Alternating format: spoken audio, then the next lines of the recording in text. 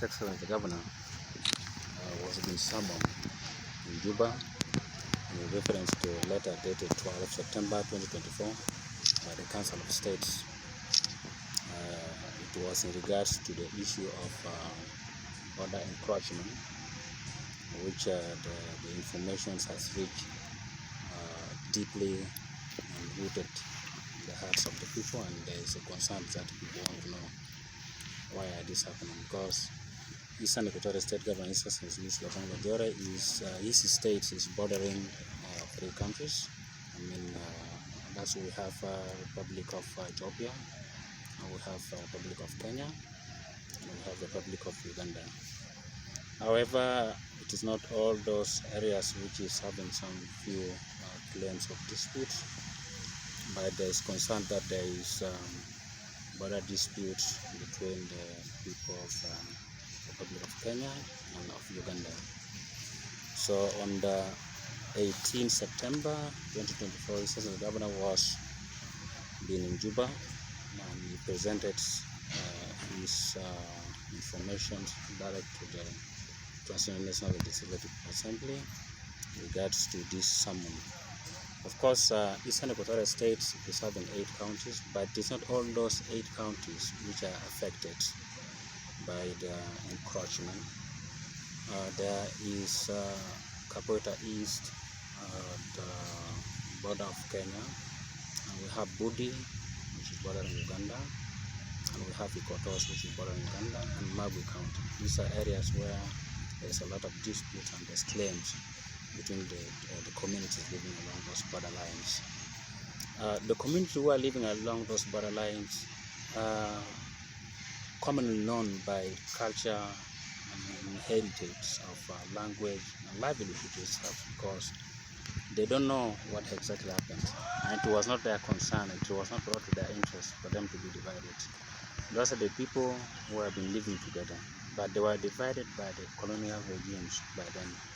And it was so unfortunate that the successive government by then did not work it out to help them how to make where the border is. So it has brought some disputes between those communities, because they speak the same language, they have the same cultures and heritage itself. So some of their ancestral lands been annexed to other, divided to other countries, and due to the migrations, they know exactly where they come from, and they believe to be one people. So it brought some reconciliation. See other people from this side may say our border is up to this side, and from the other side also may claim the same. So this is what brought some tensions indeed within. And it is quite very clear that this kind of conflict, it was be sustained so much by the state government, because at its first, the jurisdictions of the state government is to make sure the community live in harmony within themselves, and to protect full security for the people, because it was being articulated in the constitutions by itself that the issue of the border national government concern is not state's concern. So the states work so much tirelessly to make sure there is peace and there is this movement of goods and services from those countries to within, so that people also move in harmony, and also giving a basic service necessities. So it is a responsibility of the national government to work on the issue of the border, because that's what they claim that it's supposed to be, or which also it prompted the department committee for border demarcation was formed, and they have been working tirelessly. And we thank God that, of course, some of the other important documents have been obtained in regards to the issue of the border, but only that the committee itself is working very slow. So it means there is need for enforcement of resources to the committee to make sure they work very, very quickly to harmonize the issue of this border. So this is the most important issues why the governor was being summoned. And also in regards to this, it is quite important that the government of Eastern Equatorial State in its capacity, however, they don't have a full mandate to make sure they work on the issue of the border. But it is of course still their jurisdiction, because there are those areas which are adjacent communities living within that area, and they need basic service necessities, which it is the priority of the state's government to make sure they provide them, including security, and make sure there is good coordination and peaceful coexistence within the counterparts. And at the local level, of course, they have been having a lot of peace conference and peace festivals and some other workshops that brings and unites people within that land. So it is still being encouraged that let it continue.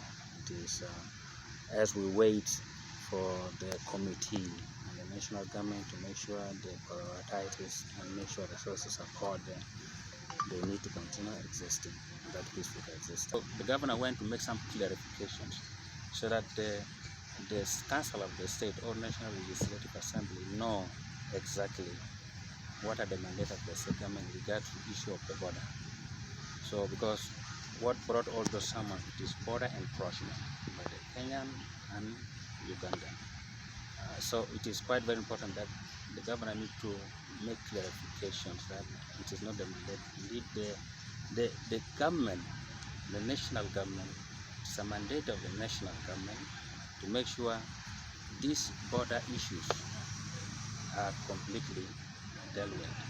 So the government of Eastern Equatorial State at its mandate and its capacity has the right to make sure there is provision of the security at its level and basic service necessities, and make sure they conduct some few bilateral kind of relationships between those counterparts through the local government and the grassroots level to make sure there is peace and harmony at that level.